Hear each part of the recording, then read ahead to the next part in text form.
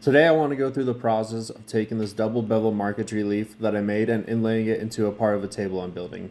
This table is inspired by my favorite time of the year, fall. With that in mind, I wanted to inlay leaves that were in the process of changing colors. Padauk is the wood that I chose for this specific inlay. I really like the orange color that Padauk has, which only becomes more vibrant when finish is applied.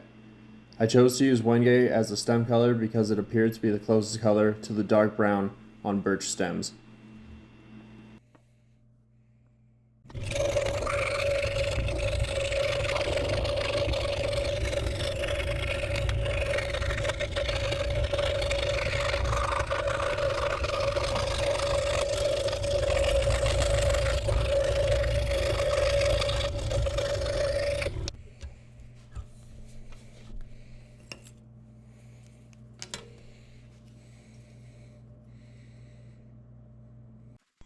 Here I am taking the leaf I just cut out and tracing it onto a piece of paper.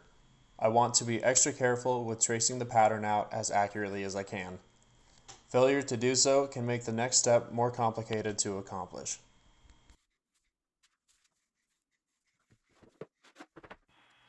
I will be using the Shaper Trace tool to scan this outline. Using the camera on my phone, I can easily scan a drawing and convert it into an SVG file. I can then edit in Shaper Studios the desired cut path, depth of cut, and whether or not I want to offset the bit or not. Your mind is the only limit to what you can do with the Shaper Trace. I'm inlaying this leaf into the front stretcher of the table. I first start by using double-sided tape to hold down the workpiece.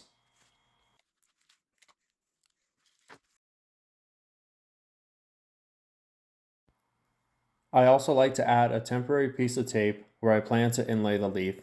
I will also real quickly trace where I want the piece inlaid on the tape. I do this because sometimes when I go to scan walnut or any other dark woods, the pencil marks I make aren't always visible on the Origins black and white screen.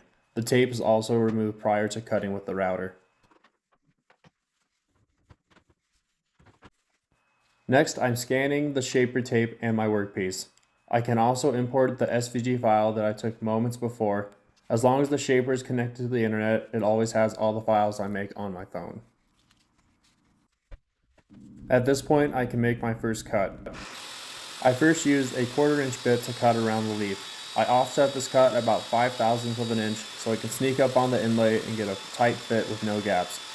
I'll then follow with a pocket cut and cut all the materials inside the inlay. After the first pass is complete, I'll quickly vacuum the surface. I also changed to a 1/8 inch bit. I switched to this bit so I have access to cutting out the material in the stem, as well as getting to any other tight corners the 1/4 inch bit could not get to. I remove the offset on the piece and make my cut.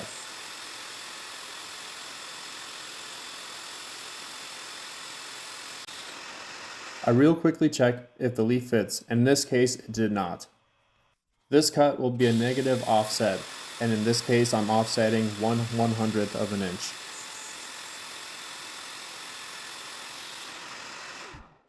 When I am positive that the leaf will fit, I take the leaf and bevel the backside of it. I do this because a slightly tapered edge allows the inlay to slide into place more easily.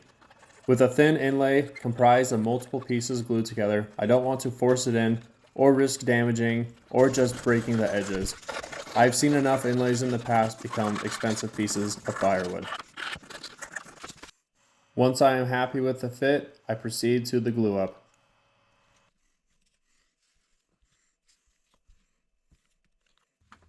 For small inlays like this one, I use 2p10 glue and an accelerator.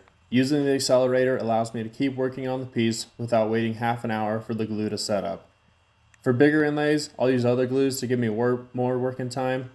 I'll get the inlay started with just pressure from my hands.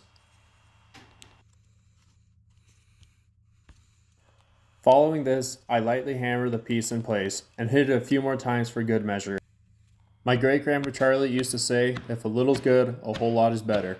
I'll hit the accelerator and then I'll move on to sanding. I just sand it quickly with the 120 grit to remove any extra glue or minor high spots.